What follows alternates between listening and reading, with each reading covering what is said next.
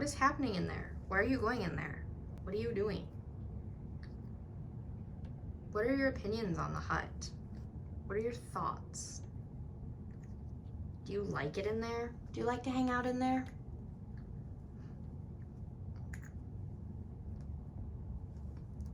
Are you checking yourself out in the mirror? Oh my goodness.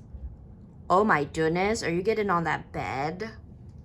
Oh my goodness. What are you doing in there? Are you being a silly? Hello everybody and welcome back to the channel. Today I'm going to be showcasing all of my classic molds in my collection. I have not counted them, but judging by the amount of dolls I had to pull off the displays, I think I have the most classic molds. Now, a little bit about the classic mold is it was the first mold ever introduced, so the three original dolls have it, so Kirsten, Molly, and Samantha. And yes, it is overused in my opinion. I'm pretty sure a lot of you feel the same way, but it's not a bad mold because if we think about it, without this mold, we wouldn't even have like a baseline of where to start. So it's the first, it's been around the longest, so it is bound to be overused and overdone. But that's not to say, like I said, it's not to say it's a bad mold. Some of my absolute favorites have this mold. So I will let you guys know at the end how many classics I have.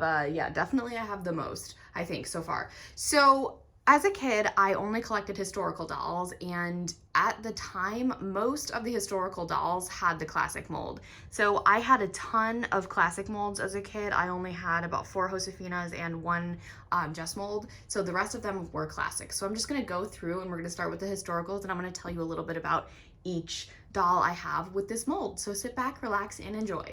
We're going to begin with 35th anniversary Kirsten Larsen. So this is the absolute pride and joy of all of my doll collections. When I got back into doll collecting, I really wanted to get a brand new Kirsten, and I did not know the 35th anniversary dolls were coming. So when she was released, I did not hesitate at all. I never had Kirsten's accessories growing up, so I went ahead and I bought her, and she stays exclusively in her meet outfit. Yes, she does have her doll that is attached to her. That is actually from my childhood, but everything else is from her 35th anniversary release. Why did I need a pristine Kirsten? Well, because this is Kirsten from my childhood, and she was my second doll. I bought her in stores with my great aunts, and it was just such a magical experience. And up until I got Elizabeth, this was my favorite doll ever. I brushed her hair so much that it's very thin now, so I just keep it down. This is her birthday outfit, and it is from my childhood as well. No, I don't have like the little headpiece that goes with it, but a fun fact about Kirsten is I actually had her bed as a child. So like her bed was the only American Girl bed I had because, you know, Kirsten was my fave. So I love Kirsten. She's my favorite historical, so that's kind of why we started with her. But now we're gonna go in no particular order by category, if that makes sense. Here is Eleanor, my renamed Mary Ellen Larkin from the 1950s, and she is of course wearing my favorite Mary Ellen piece. This was actually a birthday present from my best friend a couple of years ago. Mary Ellen is extremely special to me because Grease is my favorite movie, and it's shot in that time period, and she is the first doll I purchased in stores as an adult. So I have like a picture of me grinning like an absolute fool when I bought her. I remember my best friend and I looked at every Mary Ellen specifically to make sure that we got the right one. And I remember we're looking at them, and I had only been back into dolls for like a month at this point, and we're looking at these faces and everything, and Janet looks at one and she goes, "That one looks evil." So no, we did not get that one. We got a very sweet looking one, but yeah, this is Eleanor. This is Rhiannon, my renamed Courtney Moore from the 1980s, and the 80s, honestly, it's a decade I really like, especially music-wise, but in terms of how Courtney's like collection and everything was done, yes, there are some aspects of it that I like, some aspects that I don't. I really wish her appearance would have been a lot different, and that's saying a lot because you guys know I'm a big fan of blonde-haired, blue-eyed dolls, but I don't know, I'm not the biggest fan of Courtney, so I don't want to say she's my least favorite historical, but she is definitely on the lower end, but I don't hate her by any means, and this is honestly my favorite Courtney look. Here is Caroline Abbott, and I was considering putting her hair in a ponytail for this because guess what? I still haven't recurled it, so it's like extra poofy. It's not bad, it's just, I have to redo it. I will, you guys know I will, I just haven't yet. Anyway, I love Caroline, even though she is another basic blonde, blue-eyed classic mold. I think her eye color is very unique. Her hair, her wig is actually very unique when you think about it. We don't really have any long blonde curly haired dolls, or we didn't really at the time, but there's nobody who has long blonde curls like Caroline. Her wig honestly reminds me a lot of Kanani. Obviously Kanani's is way longer. I also get like Sonali vibes and stuff, but they're all just in different colors. So Caroline is one of my favorites despite all the issues her and I have. And by that, I mean Caroline has a reputation for knocking over other dolls, and it's this constant running joke now whenever any doll in my room falls over, even if it's not on her display, that Caroline did it. So yeah, Caroline's a bit of a, she's a bit of a prankster, I guess you could say.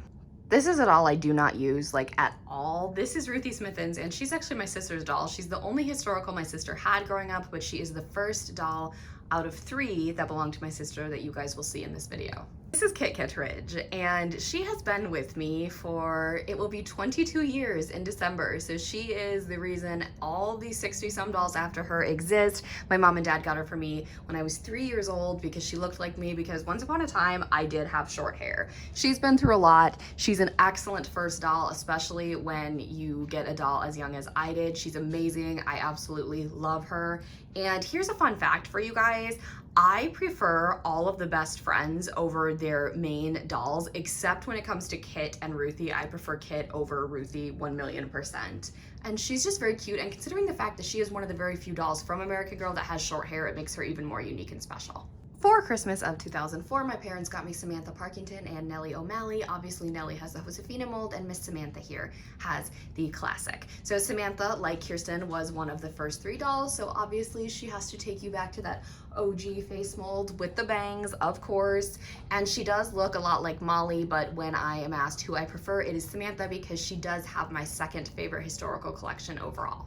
Speaking of Molly, this was my 3rd doll, Molly Mcintyre, and she just has brown hair and gray eyes, so I always considered her the brunette version of Kirsten. Obviously, her gray eyes are a very unique feature to American Girl. She does have the cute little leg defect. You can see she's tilting to the side.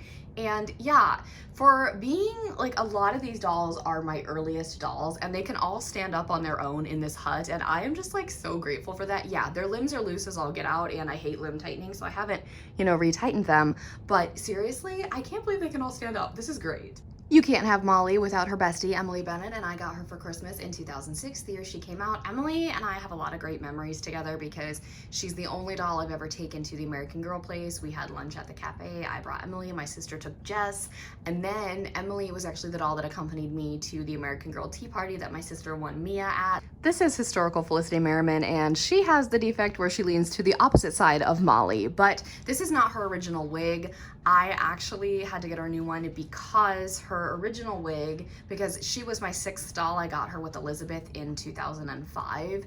And so her original wig was splitting up at the top, so a very kind friend of mine who customizes dolls actually had this extra one. So it is an accurate Felicity wig from like the accurate time that this particular doll was released. Out of the 3 versions of Felicity that were released, this is my favorite. I don't know if it's just because she's the one I grew up with, but I love her. Her movie is my favorite, and obviously she's attached to Elizabeth, who you guys know is my favorite best friend, so I love Felicity so much. This is Esty, my Tenny Grant doll, and she is the only contemporary doll I own, so we are done with historicals. I wanted her for so long.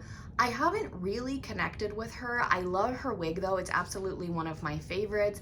I didn't understand why people were just like, a lot of people that I have followed and talked to just don't connect with their tennies, and I kind of get that now, but I really do like her and I never get rid of her. She's very unique, and she is said to have the classic mold. It does to me. Her face resembles the classic mold the most, so that's why I put her in here. This is Nikki Fleming, Girl of the Year 2007, and she is another one of my sister's dolls, and I really didn't like her at all, and then I got her and I fixed her up, and I fell in love with her. So for as basic looking as she is, I'm a really big fan of her, and I love her in this outfit. This is actually from her collection, so I became a Nikki fan this year. The last doll on this list that belongs to my sister is 2008's Mia St. Clair. So as I mentioned earlier, my sister did win her in a raffle at an American Girl Tea. And I remember I was so like jealous because, okay, we were kids, okay?